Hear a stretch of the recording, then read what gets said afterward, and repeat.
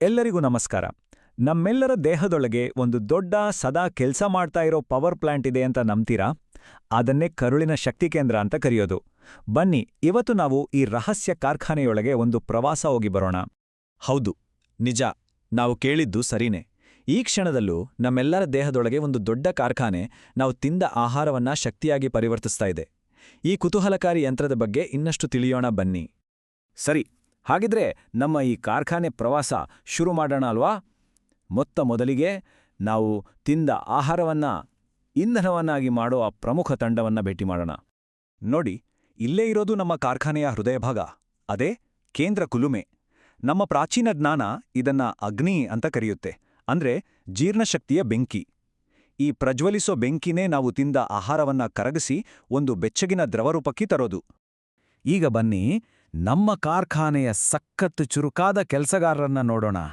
ಇವರೇ ನೋಡಿ, ನಮ್ಮ ಇಂಧನ ಇಂಜಿನಿಯರ್ಗಳು. ಅಂದ್ರೆ ನಮ್ಮ ಕರುಳಿನಲ್ಲಿರೋ ಕೋಟ್ಯಾಂತರ ಒಳ್ಳೆ ಬ್ಯಾಕ್ಟೀರಿಯಾಗಳು. ಆ ಕುಲುಮೆಯಿಂದ ಬಂದ ಬೆಚ್ಚಗಿನ ದ್ರವ ಇದೆಯಲ್ಲ, ಅದನ್ನ ಇವು ಶಕ್ತಿಯಾಗಿ ಪರಿವರ್ತಿಸ್ತವೆ. ಅಷ್ಟೇ ಅಲ್ಲ, ನಮ್ಮ ಮೆದುಳಿಗೆ ಖುಷಿಯ ಭಾವನೆ ಕೊಡೋಕೆ ಬೇಕಾದ ರಾಸಾಯನಿಕಗಳನ್ನು ಇವೇ ತಯಾರಿಸುತ್ತೆ. ಸರಿ, ಎಲ್ಲವೂ ಚೆನ್ನಾಗಿದ್ದಾಗ ಕಾರ್ಖಾನೆ ಅದ್ಭುತವಾಗಿ ಕೆಲಸ ಮಾಡುತ್ತೆ. ಒಂದು ವೇಳೆ ಈ ಸಿಸ್ಟಮ್ ಕೆಟ್ಟೋದ್ರೆ, ಅಂದ್ರೆ ಆ ಅಗ್ನಿ ತಣ್ಣಗಾದ್ರೆ ಏನಾಗುತ್ತೆ? ಬನ್ನಿ, ಮುಂದಿನ ಭಾಗದಲ್ಲಿ ಇದನ್ನೇ ನೋಡೋಣ.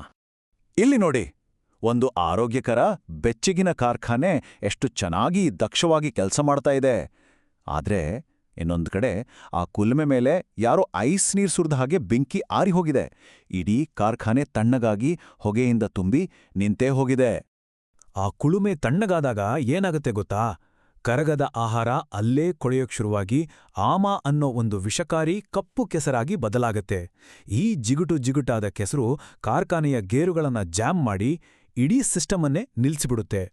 ಈ ಕಪ್ಪು ಕೆಸರು ನಮ್ಮಲ್ಲಿ ಜಾಸ್ತಿಯಾದಾಗ ದೇಹ ನಮಗೆ ಕೆಲವೊಂದು ಸಿಗ್ನಲ್ಗಳನ್ನು ಕೊಡುತ್ತೆ.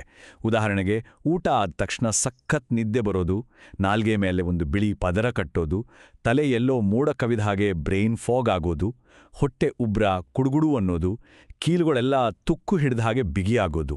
ಇವೆಲ್ಲವೂ ನಮ್ಮ ಕಾರ್ಖಾನೆಯಲ್ಲಿ ಏನೋ ಸಮಸ್ಯೆ ಆಗಿದೆ ಅನ್ನೋದರ ಸ್ಪಷ್ಟ ಸೂಚನೆಗಳು.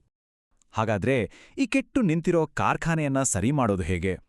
ಟೆನ್ಷನ್ ಬೇಡ, ಅದಕ್ಕೂ ಒಂದು ಸ್ಪೆಷಲ್ ಟ್ಯೂನಪ್ ತಂಡ ಇದೆ. ಅವರೇ ನಮ್ಮ ಮಾಂತ್ರಿಕ ಮೆಕ್ಯಾನಿಕ್ಗಳು. ನೋಡಿ, ಈ ತಂಡದಲ್ಲಿ ಶುಂಠಿ ಇದೆಯಲ್ಲ, ಅದು ಸ್ಪಾರ್ಕ್ ಪ್ಲಗ್ ಥರ ಕೆಲಸ ಮಾಡುತ್ತೆ.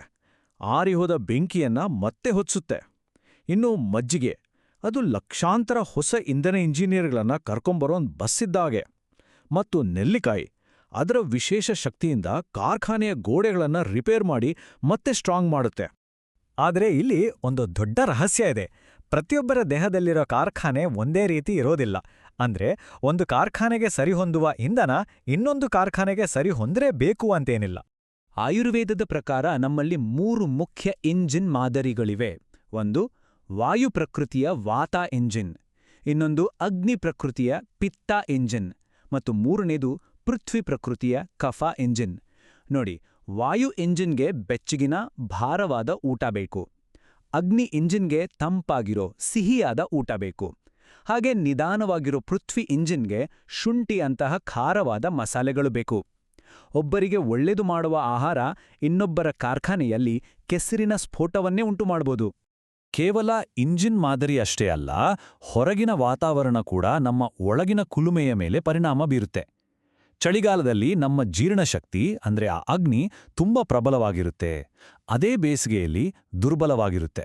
ಹಾಗಾಗಿ ನಾವು ಋತುಗಳಿಗೆ ತಕ್ಕ ಹಾಗೆ ನಮ್ಮ ಇಂಧನವನ್ನ ಅಂದ್ರೆ ನಮ್ಮ ಆಹಾರವನ್ನ ಬದಲಾಯಿಸ್ತಾ ಇರಬೇಕು. ಇದು ತುಂಬಾ ಮುಖ್ಯ. ಈ ಎಲ್ಲ ಮಾಹಿತಿ ಜೊತೆಗೆ ಪ್ರತಿಯೊಬ್ಬರೂ ತಮ್ಮ ಆಂತರಿಕ ಶಕ್ತಿ ಕೇಂದ್ರದ ಬಾಸ್ ಆಗ್ಬೋದು. ಹೌದು, ನಮ್ಮ ಕಾರ್ಖಾನೆಯನ್ನ ಖುಷಿಯಾಗಿ ಆರೋಗ್ಯವಾಗಿ ಇಟ್ಕೊಳ್ಳೋದು ಬೇರೆ ಯಾರ ಜವಾಬ್ದಾರಿಯೂ ಅಲ್ಲ, ಅದು ಸಂಪೂರ್ಣವಾಗಿ ನಮ್ಮ ಕೈಯಲ್ಲೇ ಇದೆ. ಹಾಗಿದ್ರೆ ನೆನ್ಪಿಡಬೇಕಾದ ಕೆಲವು ಸಿಂಪಲ್ ನಿಯಮಗಳು. ಮೊದಲನೇದಾಗಿ, ನಿಜವಾಗಿಯೂ ಹಸಿವಾದಾಗ ಮಾತ್ರ ಊಟ ಮಾಡಿ. ಎರಡನೇದು, ದೇಹ ಕೊಡುವ ಸಿಗ್ನಲ್ಗಳನ್ನ ನಿರ್ಲಕ್ಷ್ಯ ಮಾಡಬೇಡಿ. ಮೂರನೇದು, ಋತುಮಾನಕ್ಕೆ ತಕ್ಕಂತೆ ಆಹಾರವನ್ನ ಬದಲಾಯಿಸಿ. ಎಲ್ಲಕ್ಕಿಂತ ಮುಖ್ಯವಾಗಿ, ಬೇರೆಯವರು ತಿಂತಾರೆ ಟ್ರೆಂಡ್ ಅಂತ ಅಲ್ಲ, ನಮ್ಮ ದೇಹಕ್ಕೆ ಯಾವುದು ಸರಿ ಹೊಂದುತ್ತೋ ಅದನ್ನೇ ಸೇವಿಸಿ. ಹಾಗಿದ್ರೆ ಒಂದು ಕ್ಷಣ ಯೋಚನೆ ಮಾಡಿ, ನಿಮ್ಮ ಆಂತರಿಕ ಕಾರ್ಖಾನೆ ಇಂದು ನಿಮ್ಗೆ ಏನ್ ಹೇಳ್ತಿದೆ?